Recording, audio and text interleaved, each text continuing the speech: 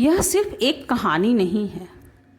यह मरने के बाद भी कैसे हम अपने प्रियजनों के करीब रहते हैं और कैसे हम अपने रिश्ते उनके साथ रहते हैं, उनको बतलाने वाली कहानी है। कहानी एक अलग ही और डर का रोमांस लेकर आती है। जिंदगी और मौत के बीच की कहानी हमारी सांस्कृतिक प्रथाओं से भी जुड़ी होती है और ये कहानी हमें उन राजों तक ले जाती है जो कब्रिस्तान के अंदर छुपी होती हैं। हिंदू परंपराओं में लोग अपने मरने वाले को जलाते हैं, जबकि मुस्लिम धर्म को मानने वाले लोग अपने प्रियजनों की शव को दफना देते हैं। लेकिन क्या होता है अगर कुछ आत्माएं इस दुनिया को छोड़ने के लिए तैयार ही नहीं होती? क्या वो यहीं कहीं हमारे बीच में होती हैं, हमें एक डर भरी यात्रा पर ले जाती हैं? यहाँ कुछ ऐसा ही एक लड़के रहमान के साथ हुआ। उसके साथ कुछ ऐसी घटनाएं घटी जो समझ से परे हैं। रहमान के अब्बू काफ़ी कमज़ोर थे और रहमान की उम्र करीब 16 साल की हो गई थी। उनके अब्बू किसी बीमारी के कारण चल फिर नहीं सकते थे, तो वह कम उम्र में ही बाहर जाने लगा और लोगों के जूते पॉलिश करके पैसे कमाने लगा। वह अपना और अपने अब्बू का पेट भरने के लिए पैसे कमाता था। उसके अब्बू की बीमारी इतनी बढ़ गई थी कि कुछ दिनों में ही उनकी मृत्यु हो गई। अब उस लड़के के पास तो इतने पैसे थे नहीं कि वह अपने अब्बू का अंतिम संस्कार अच्छे से कर सके। इसलिए उसने जैसे तैसे करके अपने अब्बू को कब्रिस्तान में दफना दिया। उसने यह सब कुछ अकेला किया और उसे समझ में नहीं आया कि कब सुबह से शाम हो गई और कब शाम से रात हो गई। अपने अब्बू की मृत्यु के बाद वह बहुत बेबस और अकेला महसूस करने लगा। वह सोचने लगा कि अब वह क्या करेगा, और इतना सोचते सोचते ही रोते रोते घर की ओर बढ़ा। जब वह चल रहा था तो उसे पीछे से किसी ने आवाज़ दी और वह अचानक रुक गया, क्योंकि वह उसके निकनेम से उसे बुला रहा था। राजू, यही नाम उसके पिता ने उसे घर में पुकारने के लिए रखा था। वह राजू राजू की आवाज़ को सुन रहा था तो उसे लगा कि वह सपना देख रहा है या फिर उसके कान बज रहे हैं। तभी पीछे से आवाज़ आई, राजू बेटा रुको, रुको राजू बेटा, मुझे प्यास लगी है, पानी पिला दो। इस पर वह तुरंत पीछे मुड़ा और अब्बू अब्बू पुकारने लगा, लेकिन पीछे तो कोई था ही नहीं। वह फिर अब्बू अब्बू चिल्लाने लगा, लेकिन सामने से फिर भी कोई जवाब नहीं आया। फिर रहमान की समझ में आया कि शायद वह अपने अब्बू को बहुत मिस कर रहा है, इसीलिए वह उनकी आवाज़ को सुन पा रहा है, ऐसा उसे महसूस होने लगा। फिर वह अपना मन पक्का करके वापस जाने लगा। तब उसे अचंभित होना पड़ा। कब्रिस्तान का गेट जो कुछ देर पहले खुला हुआ था अब बंद हो गया था। शायद किसी ने ताला लगाकर बंद कर दिया होगा। हालांकि कब्रिस्तान में एक और भी गेट था जो दूसरे कोने पर स्थित था।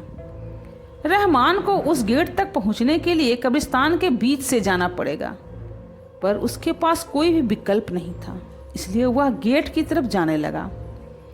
रात काफ़ी गहरी हो चुकी थी, तेज हवाएं जोर जोर से चल रही थी और कब्रिस्तान में सन्नाटा पसरा था।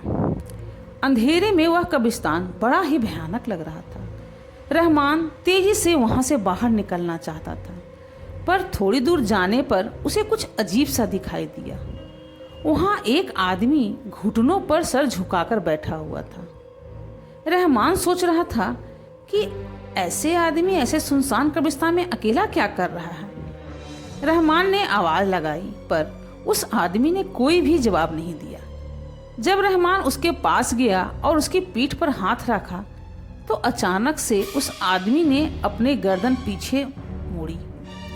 वह आदमी बहुत ही भयानक दिख रहा था और उसने पीछे बहुत गुस्से से रहमान को देख रहा था।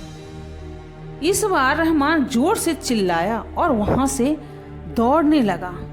कुछ ही दूर जाकर वह एक पेड़ के नीचे बैठ गया। वह जो देख रहा था उससे वह बहुत ज़्यादा डर गया था। उस डरावने चेहरे को वह भूल नहीं पा रहा था और इतना डर गया था कि उसमें उठकर घर जाने की हिम्मत ही नहीं थी। वह सुबह होने का इंतजार कर रहा था।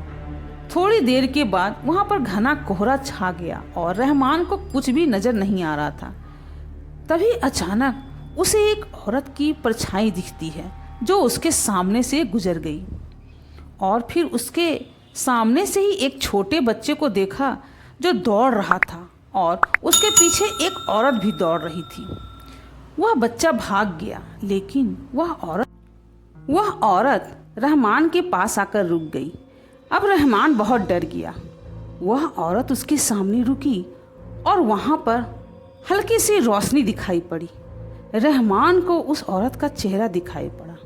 वह औरत ऐसी दिख रही थी जैसे कि मानो वह कई सालों से कब्र में दफन थी और अभी अभी उसके सामने आ गई हो। वह औरत इतनी डरावनी लग रही थी और धीरे धीरे रहमान की तरफ बढ़ रही थी।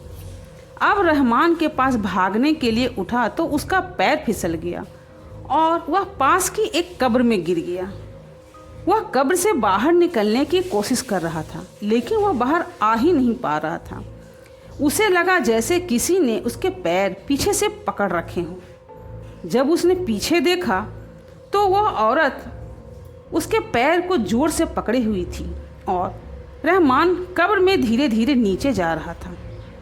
धीरे धीरे रहमान की आंखें बंद होने लगी। तभी अचानक किसी का हाथ उसके हाथ को पकड़ा और उसे बाहर खींचने लगा, लेकिन वह देखा तो उसे वहाँ कोई भी नज़र नहीं आ रहा था। रहमान कब्रिस्तान से निकलकर गेट की तरफ भाग गया और वहाँ से बाहर निकलने लगा। वह बहुत डरा हुआ था। फिर उसे यह एहसास हुआ कि जिसने भी उसे कब्र से बाहर निकालने की मदद की थी वह उसके अब्बू थे।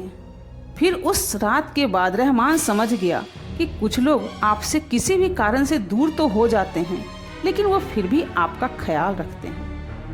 यह सिर्फ एक गहरा संदेश वाली कहानी है जो जिंदा और मृत लोगों के बीच की रेखा को दर्शाता है। रहमान के साथ कब्रिस्तान में हुई भयानक घटना हमें यह समझाने में मदद करती है कि एक बाप कैसे मरने के बाद भी अपने बच्चे के लिए उपस्थित रहता है। मौत के बाद भी एक बाप का प्यार कभी खत्म नहीं होता। भटकती हुई आत्माएं, सन्नाटे में सुनाई देने वाली आवाज़ें और भूत पिशाच की मुलाकातें सब कुछ हमें यह समझने में मदद करती हैं कि प्यार मौत से भी बड़ा होता है। यह कहानी हमें यह सोचने पर मजबूर करती हैं कि हम अपने प्यारे लोगों के साथ किस तरह से रिश्ते निभाते हैं। आपको कहानी कैसी लगी कृपया कमेंट करके बताएं, और अगर अच्छी लगी हो तो मेरे चैनल को सब्सक्राइब करें। आप अगर सब्सक्राइब करते हैं तो हमें मोटिवेशंस मिलती हैं, जिससे कि और भी नई नई कहानियाँ आप तक मैं पहुंचा सकूं। और लाइक शेयर भी करें और बेल नोटिफिकेशन भी दबाएं फॉर माय न्यू स्टोरीज़।